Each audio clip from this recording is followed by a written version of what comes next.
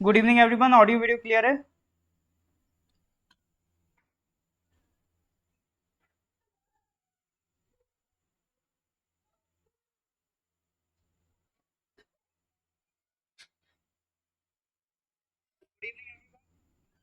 Good evening everyone. हाँ जी sir, नमस्ते जी। हाँ जी, तो वापस आ गए हैं हम अपनी करंट अफेयर्स की क्लास में। शुभ संध्या जी। तो that is your lecture number 129। जो लेक्चर नंबर सीरीज है, ये आपका स्टार्ट हुई थी लेक्चर नंबर 1 फ्रॉम जनवरी 2021। ठीक है, तो जनवरी 2021 से आज जून 2022 का हम करंट अफेयर्स पे पहुंच चुके हैं।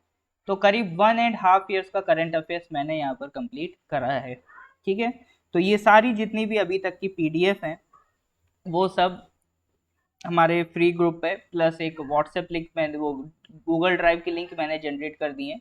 तो उस लिंक पे आपकी सारी पीडीएफ अवेलेबल हैं। ठीक है, नेक्स्ट टाइम से मैं क्या करूँगा, आपकी जो करंट अफेयर्स की क्लास होगी ना, उस क्लास में ही जो करंट अफेयर्स की पीडीएफ है, ठीक है, उसकी लिंक भी अटैच कर दूंगा। तो उससे यह है कि आप हमेशा से उस लिंक पे जाके पीडीएफ को डाउनलोड कर पाएंगे। ठीक है सर। क्योंकि कई लोग परेशान रहते हैं, सर पीडीएफ कब मिलेगा, पीडीएफ कब मिलेगा। तो इस वीडियो की डिस्क्रिप्शन के साथ ही, अभी तो मैंने पिन नहीं किया, इस वीडियो की डिस्क्रिप्शन में ही मैं उसको अटैच कर दूंगा। ठीक है, उस लिंक को, तो आप वहां से उसको एक्सेस कर पाएंगे पीडीएफ को। ठीक है सर। चलो जी,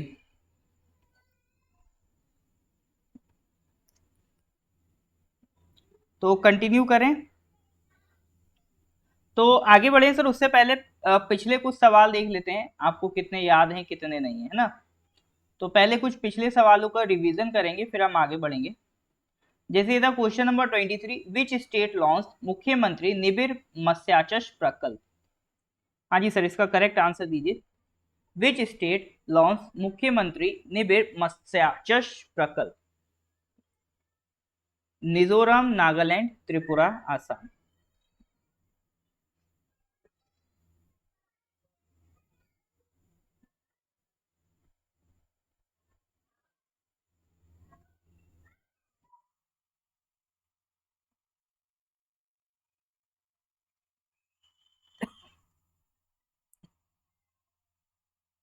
well, correct answer is Tripura. Okay, चलो ये तो सिंपल सवाल है, ये बताओ, ये इंपॉर्टेंट है। Which ministry has launched the Shreshta scheme for promoting residential education in high school. Which ministry has launched the Shresth scheme for promoting residential education in high schools? बताइए sir. Which ministry has launched the Shresth scheme for promoting residential education in high schools?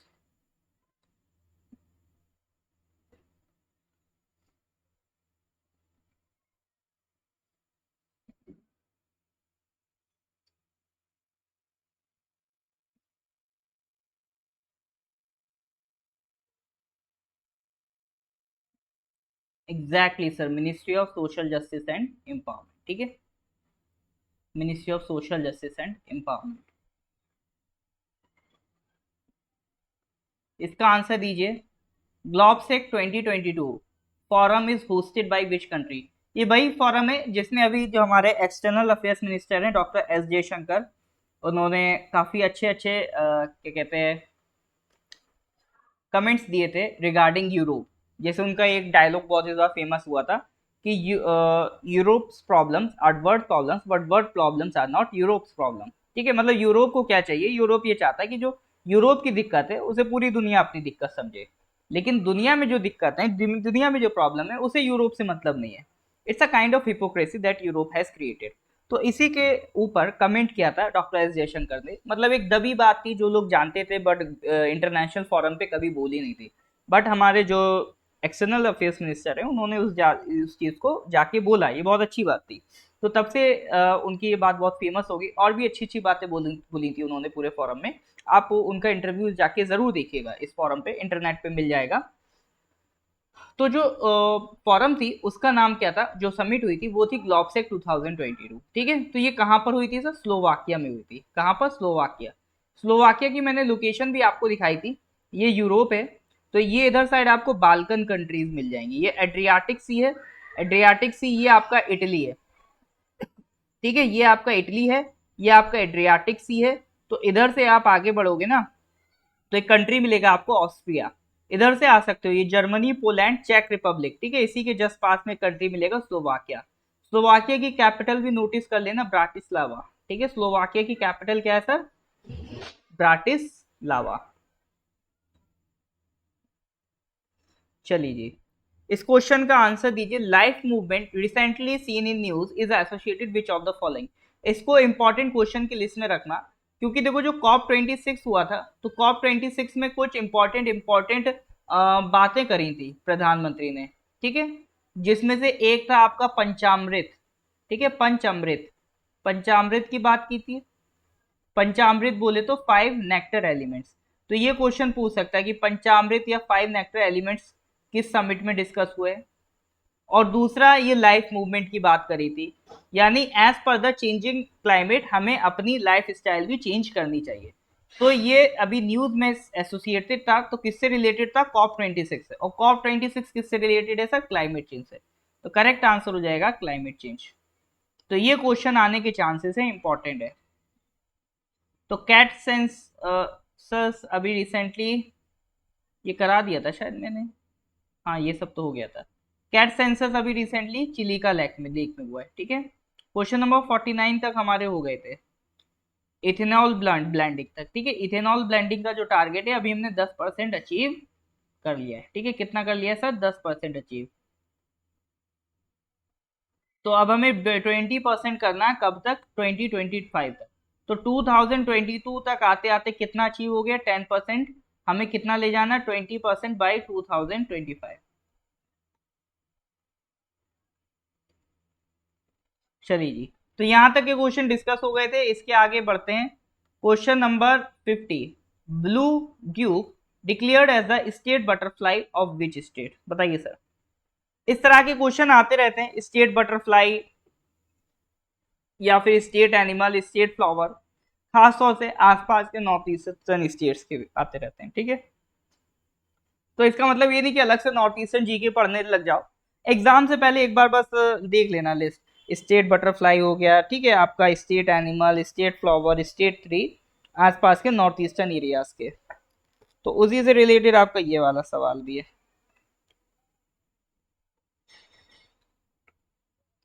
हाँ जी sir, answer दीजिए इसका।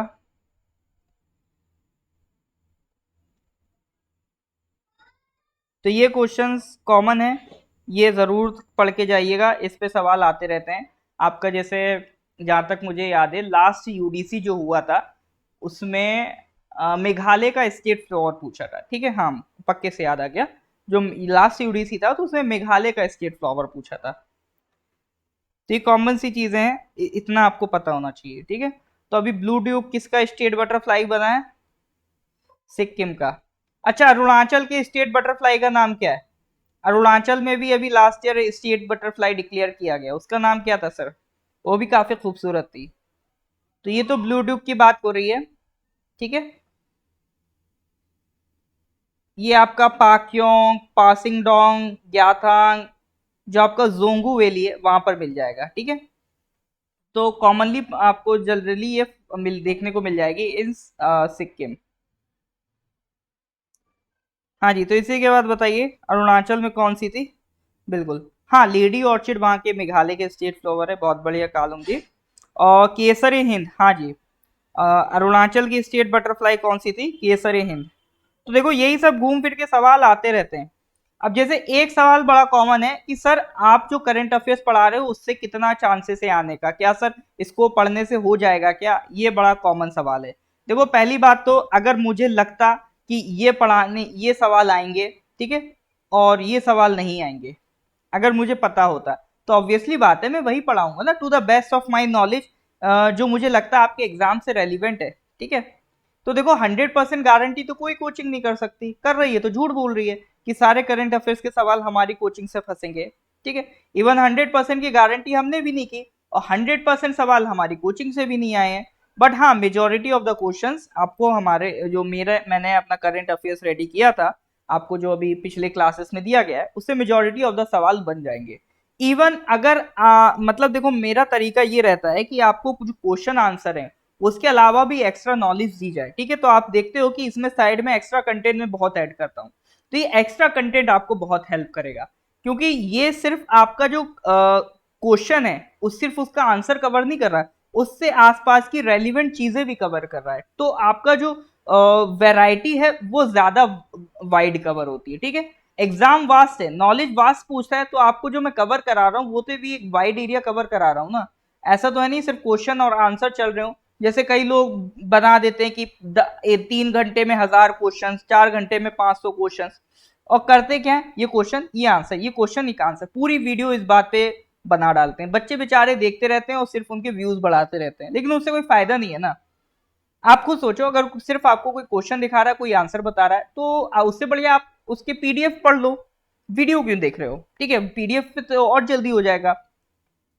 तो यहां पर जो मेरा पर्पज रहता है, क्वेश्चन के आसपास की पूरी आपकी आसपास की वैरायटी कवर करो, और ये ज्यादा बेनिफिशियल रहती है। आप अभी जो रिसेंटली हमारा फॉरेस्टर का एग्जाम हुआ था, तो उसमें जब फॉरेस्टर के डिस्कशन में मैंने आपको बार बार यही बात बताई है कि ये क्वेश्चन हमने क्लास में डिस्कस किया था, ये क्वेश्चन भी हमने क्लास में डिस्कस किया था। तो वो वही चीजें पूछ रहे हैं जो कहीं ना कहीं हमने डिस्कस करी है। क्योंकि देखो, हम कितना ही कह लें कि वो वास्ट पूछता है, कुछ भी पूछ लेता है, बिल्कुल कुछ भी पूछ सकता है, लेकिन कुछ ना कुछ मेजोरिटी पोर्शन तो आपका कवर अप हो ही जाता है, कुछ पोर्शन बस रह जाता है, बट अच्छा खासा पोर्शन आप अच्छी यहां से कवर कर सकते हो, ठीक है। तो ये मेरा पर्पज रहता है। तो करंट अफेयर्स चूंकि वास्ट नॉलेज मांगता है, तो मैं पढ़ाता भी उसको वास्ट तरीके से हूँ, ठीक है सर। थैंक यू आत्मा जी एंड उपान जी। चलो जी, आगे बढ़ते हैं फिर नेक्स्ट क्वेश्चन पे। Multinational peace keeping exercise Khan quest 2022। देखो, मिलिट्री एक्सरसाइज की जहां तक बात है, मैंने आपसे पहले भी बोल रखा है, इसको अलग से एक जगह लिख लो। कई स्टूडेंट्स ने बोला है कि सर आप हमें मिलिट्री एक्सरसाइज अलग से दे दो, स्पोर्ट्स का अलग से दे दो। देखो, तो देखो भाई, फिर वही बात हो जाएगी कि सारी मेहनत अगर हम करेंगे तो आप क्या करेंगे, तो वो स्पून फीडिंग हो जाती है। तो टीचर को एक डिफरेंस रखना चाहिए स्पून फीडिंग में और मटेरियल प्रोवाइड करने में। तो मैं आपको एक पीडीएफ प्रोवाइड कर दिया हूं मंथली, तो अब आपकी यहां से जिम्मेदारी है कि आप सेपरेट करें टॉपिक को। जैसे मिलिट्री एक्सरसाइज के क्वेश्चन है, तो हर महीने की पीडीएफ से जो जो मिलिट्री एक्सरसाइज मिलती जाए उनको एक जगह अलग लिखते जाओ। स्पोर्ट्स के क्वेश्चन है, हर महीने की पीडीएफ से उन्हें निकाल के अलग एक जगह निकलते लिखते जाओ।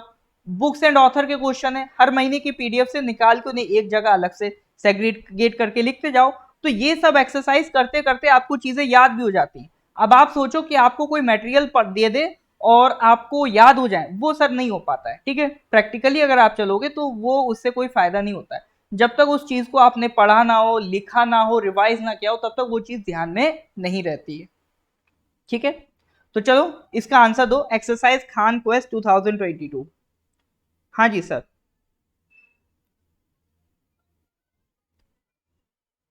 हाँ, तो सर ये खान कहाँ मिलते हैं, चंगेज खान कहाँ का था, मंगोलिया सर, ठीक है, मंगोल थे ना, मंगोलिया। तो खान क्वेस्ट एक्सरसाइज हम किसके साथ करते हैं सर, मंगोलिया के साथ करते हैं। तो जैसी एक्सरसाइज खान सुनो, तुरंत चंगेज खान याद आ जाना चाहिए, और चंगेज खान से क्या याद आ जाना चाहिए सर, मंगोलिया चाहिए, ठीक है।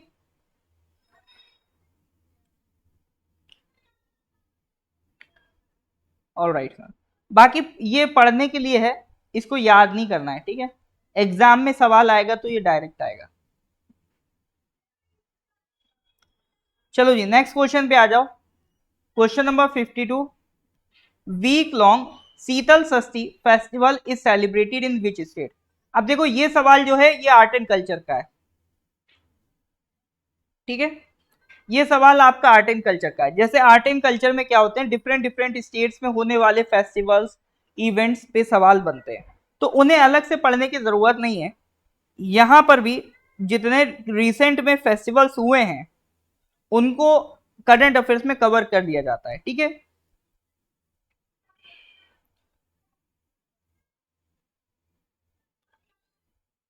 ये सब बकवास, 1 करोड़ वाइफ था, ये सब मैं वो बातें नहीं करता जिनके कोई एविडेंस ना हो।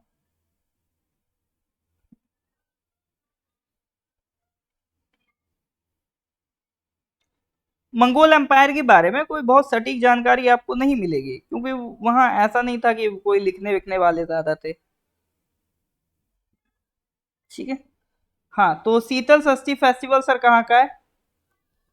ओके, तो बहुमत क्या सबका एक ही आंसर है? उड़ीसा। डीजा जी बस कह रहे हैं सर, डीजा और दानियाल आप लोग कह रहे हैं बी ऑप्शन। बाकी लोग किसकी तरफ जा रहे हैं सर? उड़ीसा की तरफ जा रहे हैं।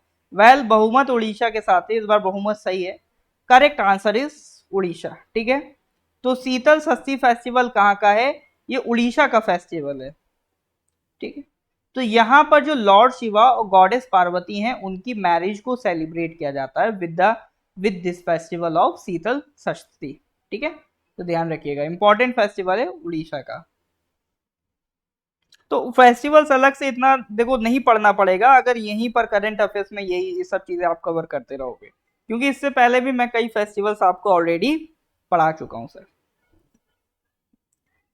चलो जी, नेक्स्ट क्वेश्चन पे आ जाओ। What is India's rank in the global sustainable development report 2022?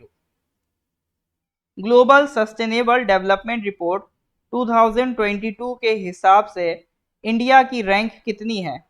As published by the sustainable development solutions network. ठीक है। As published by the sustainable development solutions network.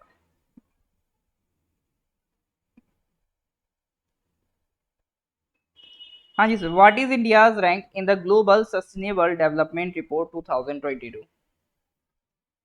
as published by the Sustainable Development Solutions Network?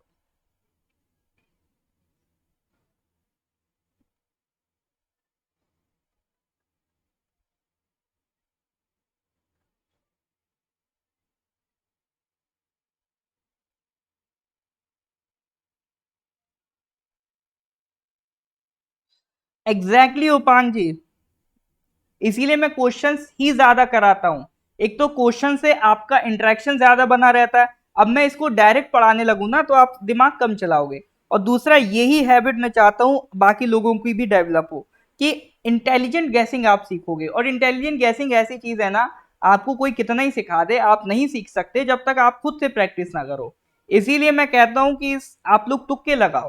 ठीक है। तो तुक्के लगाओगे तो कहीं ना कहीं आप दिमाग पे तो जोर डालोगे ही। अब ऐसा तो है नहीं अक्कड़ पक्कड़ बम्बे बोल ही कर दोगे। तो थोड़ा भी अगर आप दिमाग पे जोर डालोगे, थोड़ा थोड़ा भी प्रैक्टिस करते चलोगे ना, तो गैसिंग पावर आपकी बहुत अच्छी हो जाएगी। और जीके में इसकी बहुत जरूरत रहती है। जीके में आपका जितनी गैसिंग पावर होगी उतना ही आप सवाल सही करने की प्रोबेबिलिटी और बढ़ जाएगी। एटलीस्ट जितनी आपकी नॉलेज है ना, उसमें +10% क्वेश्चन और आप आगे के करके आओगे। ठीक है। तो ये एबिलिटी आपको भी डेवलप करनी है बाकी लोगों को। तो बताइए sir, what is India's rank in the global sustainable development report? Okay sir, 117। Sir हमारी तो रैंक हर किसी में खराब हो रही, तो जो सबसे लास्ट वाली हो ना वही रख दो। और इसमें यही तुक्का लग जाता है। तो क्या हालत है सर हमारी? 121 में। तो सस्टेनेबल डेवलपमेंट रिपोर्ट, देखो एक इंटरनेशनल बॉडी है, एक एक्सपर्ट्स हैं, एक इंडिपेंडेंट बॉडी है, मतलब किसी ऑर्गेनाइजेशन के अंडर नहीं है, अलग से बस काम कर रही है। सस्टेनेबल डेवलपमेंट सॉल्यूशंस नेटवर्क, इनका काम क्या है? ये आपकी कंट्री में चेक करते हैं कि सस्टेनेबल डेवलपमेंट कैसा हो रहा है। देखो, एक तो होता है सिंपल डेवलपमेंट। डेवलपमेंट में आप ये कह सकते हो कि आपने थर्मल पावर प्लांट लगा दिया। ठीक है। आप उससे क्या प्रोड्यूस कर रहे हो? इलेक्ट्रिसिटी प्रोड्यूस कर रहे हो। इलेक्ट्रिसिटी प्रोड्यूस कर रहे हो, आपकी कंट्री में इंडस्ट्रीज लगेंगी, इंडस्ट्रीज लगेगी, पैसा आएगा और आपकी इकोनॉमी बढ़ेगी। आप क्या कहोगे? डेवलपमेंट बढ़ गया हमारी कंट्री में। लेकिन सर ये डेवलपमेंट किस कॉस्ट पर हुआ? इन्वायरमेंट के कॉस्ट पर हुआ, क्योंकि थर्मल पावर प्लांट है। तो आप खुद सोचो ये कितना ज्यादा एनवायरमेंट को पॉल्यूट करेगा। तो एक तरफ आपने इनकम तो जनरेट कर ली, ठीक है, कैपिटलिस्ट हिसाब से आपने डेवलपमेंट तो अपना कर लिया, कैपिटलिस्ट डेवलपमेंट किया आपने। लेकिन वो किस कॉस्ट पे किया? आपने अपना इन्वायरमेंट कुर्बान करके वो पैसा कमाया है। तो सस्टेनेबल डेवलपमेंट का मतलब होता है कि आप इन्वायरमेंट को स्टेक पर नहीं रख रहे हो, ठीक है, आप ऐसा डेवलपमेंट कर रहे हो जिससे आसपास की सराउंडिंग पे इम्पैक्ट ना पड़े। फॉर एग्जाम्पल आप मान लो सोलर एनर्जी का प्लांट लगा दो, ठीक है, सोलर एनर्जी का प्लांट लगा दो, उससे इलेक्ट्रिसिटी जनरेट कर रहे हो, फिर आपके एरिया में इंडस्ट्री आ रही है या फिर उस इलेक्ट्रिसिटी को आप यूटिलाइज करके कंट्री का डेवलपमेंट करा रहे हो। तो यहां पर आप इन्वायरमेंट को पॉल्यूट नहीं कर रहे हो, एटलीस्ट उतना तो नहीं कर रहे हो जितना थर्मल पावर प्लांट कर रहा था। तो ये डेवलपमेंट आपका कहलाता है सस्टेनेबल डेवलपमेंट, जहां पर आप किसी कॉस्ट पर डेवलपमेंट नहीं करते हो, ठीक है, ऐसा डेवलपमेंट जिससे बाकियों को नुकसान ना पहुंचे, आपकी सराउंडिंग को नुकसान ना पहुंचे, वो कहलाता है सस्टेनेबल डेवलपमेंट। तो जो SDSN है, सस्टेनेबल डेवलपमेंट सॉल्यूशंस नेटवर्क, ये हर कंट्री में यही चेक कर रहे थे कि कौन सी कंट्री में डेवलपमेंट सस्टेनेबल है। तो उन्होंने पाया इंडिया की रैंक है सर 121। टॉप पे कौन है, वही नॉर्डिक कंट्रीज, कौन कौन से sir, Denmark, Sweden and Norway, ठीक है, कौन कौन है sir, Denmark, Sweden and Norway, ठीक है सर, ये टॉप पे। तो that is all about sustainable development report. तो सस्टेनेबल डेवलपमेंट पता है कि नहीं, समझ में आया कि नहीं आया? हाँ जी सर, अगर सस्टेनेबल डेवलपमेंट समझ में आया please give me a thumbs up. हाँ जी सर, सस्टेनेबल डेवलपमेंट समझ में आया?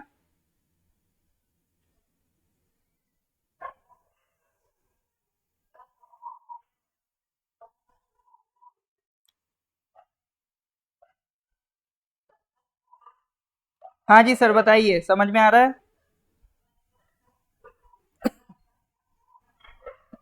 अभी थोड़ा सा क्या है, बाहर शायद थोड़ा सा सराउंडिंग पे दिक्कत है, 1 मिनट रुकिएगा बस।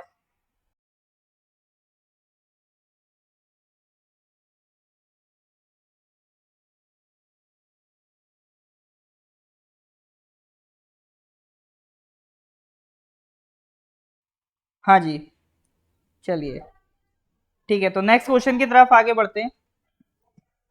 Question number 54।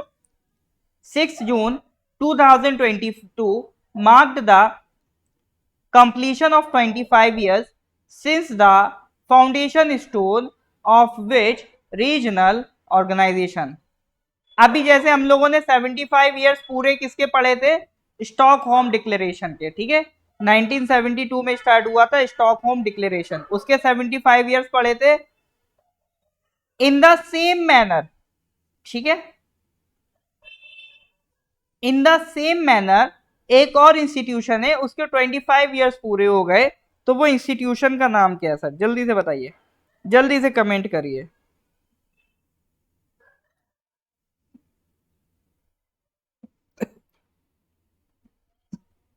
6 June 2022 marked the completion of 25 years since the foundation stone of which regional organization? BIMSTEC, BRICS, ASEAN या SCO?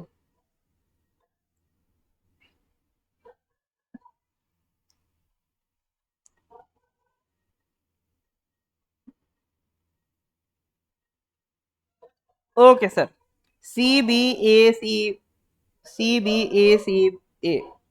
तो यहां पर सर लोग डिवाइडेड है, कुछ के हिसाब से आसियान भी आंसर होना चाहिए, कुछ के हिसाब से ब्रिक्स भी आंसर होना चाहिए,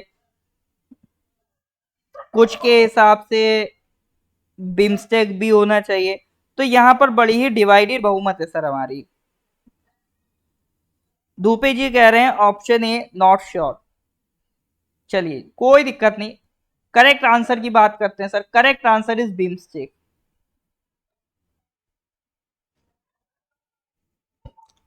करेक्ट आंसर इज बिम्स्टेक। सबसे पहले सर बिम्स्टेक है क्या, तो आपके एग्जाम के रेलिवेंट सबसे इंपॉर्टेंट तो इसकी फुल फॉर्म ही है। और जहां तक मुझे याद है अभी AE का कोई एग्जाम था, उसमें बिम्स्टेक की फुल फॉर्म पूछी गई है, AE में, मतलब जीके वाले पार्ट में। Bay of Bengal initiative for multi sectoral technical and economic cooperation. Bay of Bengal initiative for multi sectoral technical and economic cooperation, ठीक है।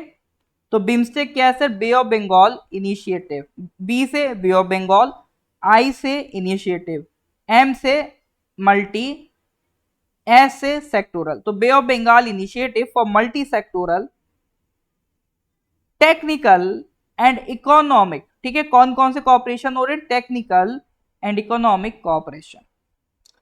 तो करीब 7 कंट्रीज का एक ग्रुपिंग है, बे ऑफ बंगाल से जुड़ी हुई कंट्रीज हैं वो, ठीक है। तो बिम्स्टेक को देखोगे तो ये बे ऑफ बंगाल से जुड़ी हुई 7 कंट्रीज हैं। वैसे तो मैप से अगर आपको रिलेट करोगे तो हम कभी भूलोगे नहीं कौन कौन से मेंबर्स हैं। तो इंडिया है, बांग्लादेश है, म्यांमार है, थाईलैंड है। 2 कंट्रीज बे ऑफ बंगाल से जुड़ी नहीं है बट फिर भी ये बिम्स्टेक का पार्ट है, नेपाल और भूटान, ठीक है। तो सर ये 7 कंट्रीज, तो ये 7 कंट्रीज आपको याद कैसे रहेंगी?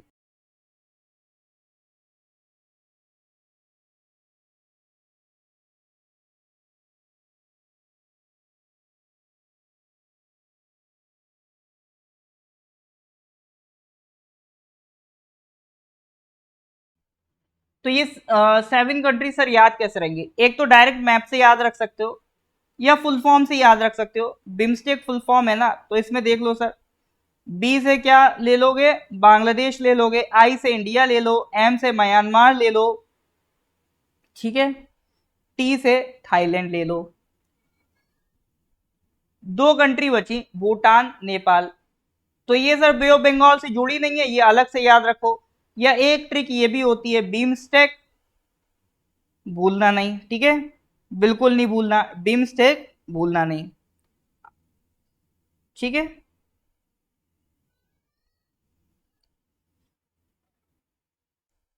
बिम्स्टेक भूलना नहीं, कैसे नहीं भूलोगे?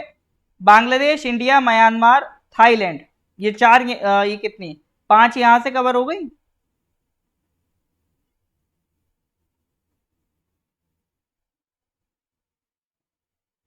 एक मिनट एक मिनट, हाँ एक कंट्री और है, सॉरी, श्रीलंका, ठीक है, एक मिस हो रही थी, श्रीलंका, वही मैं कहूँ। हाँ तो Bangladesh, India, Myanmar, Sri Lanka, Thailand, तो यहां तक याद रख लेना, ठीक है। फिर 2 कंट्रीज बची, भूलना नहीं, बी से भूटान, ना से नेपाल, ठीक है, भूटान, नेपाल। तो बिम्स्टेक भूलना नहीं, इससे सातों के 7 कंट्रीज आपके याद हो जाएंगे। हाँ जी सर, ठीक है। तो याद हुआ कि नहीं हुआ सर? बिम्स्टेक भूलना नहीं, तो ये 7 कंट्रीज हैं जो किसके मेंबर्स हैं सर, बिम्स्टेक के हैं। तो इस तरह के क्वेश्चंस आते रहते हैं, मेंबर कंट्रीज कौन कौन से हैं। आपके लिए सही बता रहा हूँ, आपके जो यू एपीपीसी और एपीएसएसबी हैं वो सिंपली फुल फॉर्म पूछ लेते हैं कई बार बिम्स्टेक का, तो फुल फॉर्म थोड़ी सी टफ पड़ती है लोगों को, तो 2-4 बार रिपीट करोगे ना तो अपने आप याद हो जाएगी। Bay of Bengal initiative for multi sectoral technical and economic cooperation, ठीक है। तो जो भी बे ऑफ बंगाल से एडजेसेंट कंट्रीज हैं, लिटोरल स्टेट्स कहते हैं इनको, तो बे ऑफ बंगाल की littoral states like India, Bangladesh, Myanmar, Thailand, Sri Lanka, then Nepal, Bhutan, these are all 7 countries parts of BIMSTEC, ठीक है सर। तो यहां तक क्लियर है कि नहीं? हाँ बिल्कुल, अच्छा सवाल था कि इसका हेडक्वार्टर कहाँ है। इसका हेडक्वार्टर बांग्लादेश में है, ठीक है, हेडक्वार्टर भी अलग से देख लेना, इसका हेडक्वार्टर बांग्लादेश में।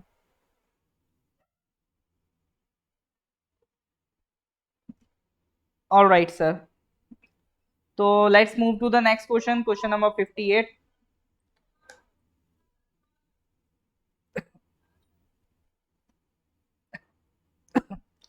विच agency launch a mission called the Vinci mission to study Venus?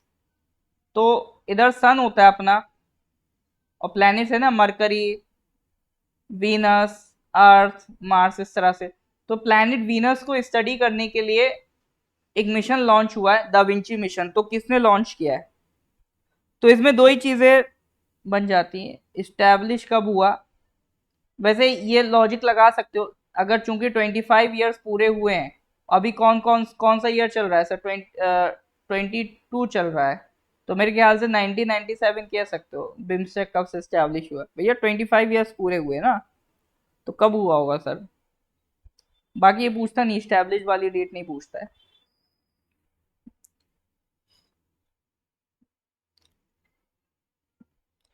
All right, तो सर दाविंची मिशन किसने लॉन्च किया है? दाविंची मिशन लॉन्च किया है नासा ने।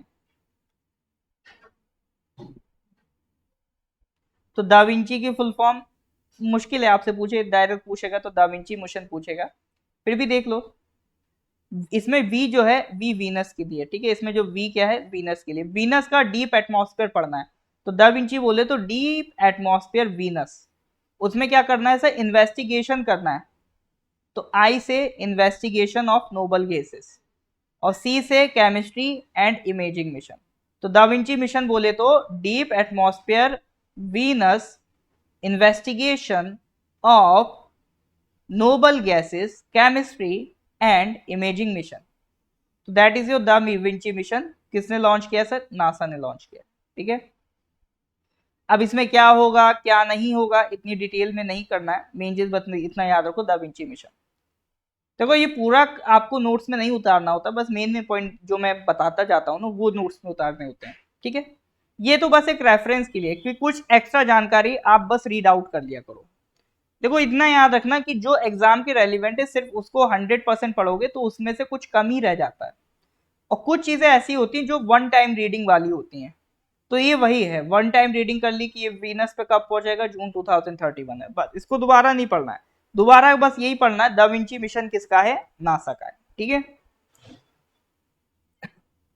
Question number 59, the Mata Kheer बहरैनी Mela at the famous Ragnya Devi temple is observe in which state. तो जो माता खीर मेला है वो किस स्टेट में हो रहा है आपका? ये भी देख लो, कार्टून कल्चर का ही क्वेश्चन कहलाएगा आपका। तो माता खीर जो आपका मेला है कौन से स्टेट में हो रहा है? हाँ जी सर, इसका करेक्ट आंसर दीजिए। हाँ जी।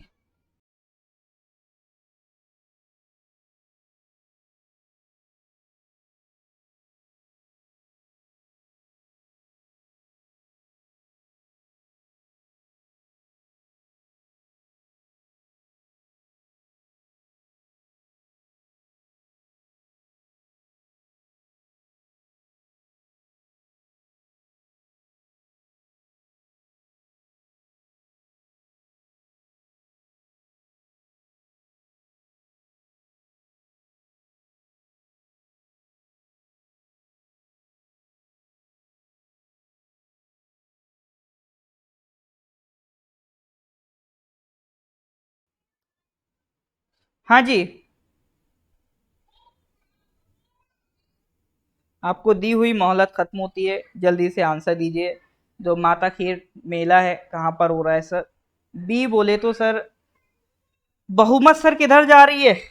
अरे दादा बहुमत बहुत गलत जा रही है, हिमाचल या उत्तराखंड जा रही है सर बहुमत तो। कैसे कैसे काम चलेगा sir? Correct answer is Jammu and Kashmir. Majority का आंसर मतलब आप लोग तो केबीसी वालों का आंसर गलत करा दो। मतलब केबीसी में जाके अगर देखोगे तो बेचारे ऑडियंस पोल जो भी होता है हमेशा करेक्ट आंसर आता है। कभी नोटिस करना ऑडियंस पोल में गलत नहीं होते आंसर, लेकिन आप लोग जाओगे तो वहां पे भी मतलब बेचारे के 5 करोड़ हरवा दोगे।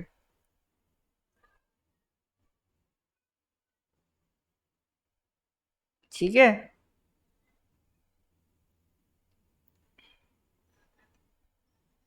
चलो जी। बहुमत का आंसर गलत था इस बार, correct answer is Jammu and Kashmir, ठीक है। तो one of the biggest religious gatherings है ये आपका वहां पर, तो इसको ध्यान रखिएगा। चलो जी, आगे बढ़ते हैं। Next question, question number 60, wild life scientist and conservationists flagged threats to local biodiversity from the proposed Italian hydroelectric project। ठीक है, अभी एक स्टेट में नया हाइड्रो इलेक्ट्रिक प्रोजेक्ट आ रहा है, इटालियन हाइड्रो इलेक्ट्रिक प्रोजेक्ट। तो जो वाइल्ड लाइफ साइंटिस्ट हैं और जो कंजर्वेशन करने वाले साइंटिस्ट हैं उन्होंने कहा है कि इससे लोकल बायोडाइवर्सिटी को खतरा है। तो सवाल ये उठता है कि ये प्रोजेक्ट किस स्टेट में हो रहा है? ऐसा नहीं लग रहा सर इसका नाम हाल फिलहाल में कहीं सुना था?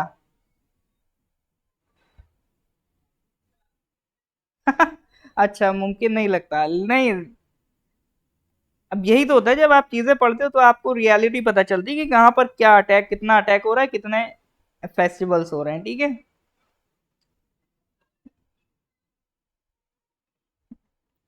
हाँ जी। तो ये जाना पहचाना नाम नहीं लग रहा है किसी को? बिल्कुल, अरुणाचल प्रदेश अपना प्रदेश। तो Italian hydro electric power project, भैया ये तो गलत नहीं होना चाहिए था। गामी जी, शुक्ला जी, एटलीस्ट अरुणाचल के बारे में जानकारी पूरी रखिए, ठीक है। तो Italian hydro electric project sir कहाँ का है? It is of Arunachal Pradesh, you could remember, yes और नो सर? ठीक है। तो देखो, ministry of environment forest and climate change, MOFA के अंडर एक फॉरेस्ट एडवाइजरी कमेटी है, तो वहां पर भी साइंटिस्ट गए, उन्होंने कहा देखो भाई जो हो रहा है ठीक नहीं हो रहा है। ये एक प्रोजेक्ट अरुणाचल में जो आपकी दिबांग वैली वाला एरिया है, ठीक है, ये पूरा दिबांग वैली वाला इलाका है, और ये लोअर दिबांग वैली वाला इलाका है, ठीक है, इधर ये आसाम है, ईस्ट सियांग, अपर सियांग। तो यहाँ पर आपका क्या लग रहा है? Hydro electric project Italian hydro power project, ठीक है। तो उससे ऑब्वियसली बात है, कोई भी प्रोजेक्ट बनता है तो लोकल बायोडाइवर्सिटी को तो खतरा है। और अरुणाचल ऐसी जगह है जो that is very much rich in biodiversity, ठीक है। अरे खत्म नहीं हुआ, खत्म नहीं हुआ। अरे लोग भागने लगेंगे, इससे पहले अगला क्वेश्चन लगा दो। चलो ये रहा next question, question number 61। In the recently release environment performance index, what is India's rank? 168, 172, 178, 180?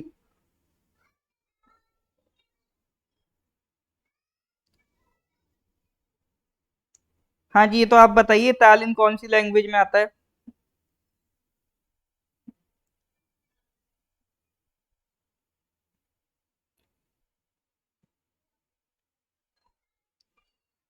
हाँ जी sir. In the recently release environment performance index 2022, what is India's rank? बताइए सर।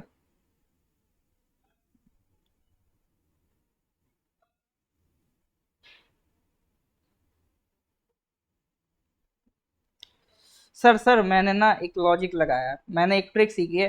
इंडिया की रैंक पूछे ना, खासतौर से इन्वायरमेंट में, तो जो सबसे लास्ट हो वो टिक कर दो। तो सर 180 टिक कर देनी चाहिए क्या? तुक्का फिर सही बैठ गया।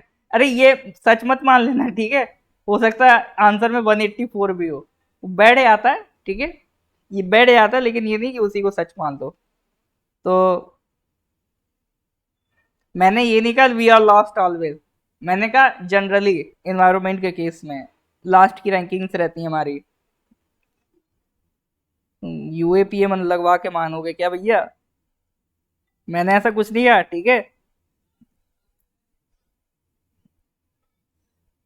तो एनवायरमेंट परफॉर्मेंस इंडेक्स, ठीक है, बाई एनियल इंडेक्स, बाई एनियल का मतलब होता है साल में दो बार, एक साल में जो दो बार होता है काम उसे बाई एनियल कहते हैं, ठीक है। तो साल में दो बार निकालते हैं, 2002 से स्टार्ट हुआ। कौन निकालता है sir? In world economic forum. देखो भैया, जो जो रिपोर्ट ये संस्था निकालती है ना, that is very very important for your exams, that is very very very important for your exams. World economic forum जो रिपोर्ट निकालता है, तो ये कौन निकालता है? Environment performance index.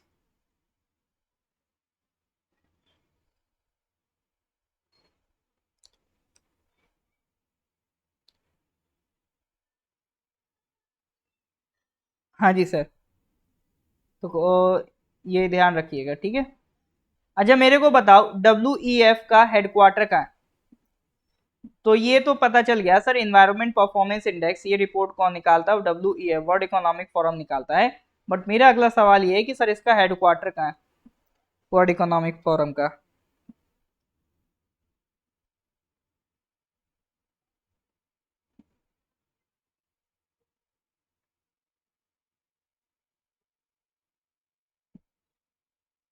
हाँ जी सर, आंसर नहीं आ रहा अभी तक।